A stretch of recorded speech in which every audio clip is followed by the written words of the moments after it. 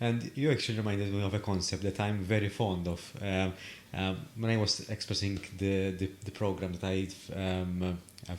I've brought together with Scouts, this is what I'm about to share is the one I think the main lesson that I've learned out of it. I was working with 40 people at least. So I had, and so because there are 40 groups, scout groups in Malta, there are 40 leaders and 40 different cultures.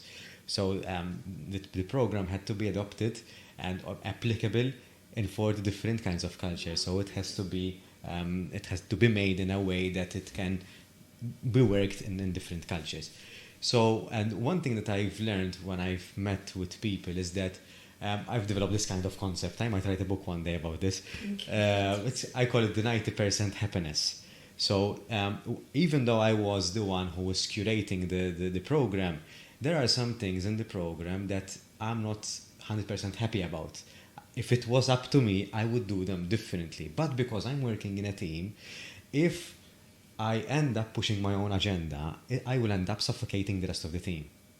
So I can't be too overpowering, or I couldn't be too overpowering with my ideas on the team, because as you're saying, you wouldn't leave time or space for creativity and for empowerment as well. So sometimes you have to take a step back, that 10%, that's why it's 90%. So you leave just a little bit wiggle room for others to express themselves. Now the 90% it's just out. It's 90%, but it can be 8, it can be 70. It's just about, it's a matter of how are you willing, or how much are you willing to accommodate. Yes. Depends to you, so it's very fluid. Yes, I believe you need to be well aware of which boundaries cannot be crossed. Yeah. Since we use a specific approach, Yeah. and an educator might suggest a specific activity which might not fall in line with that specific approach.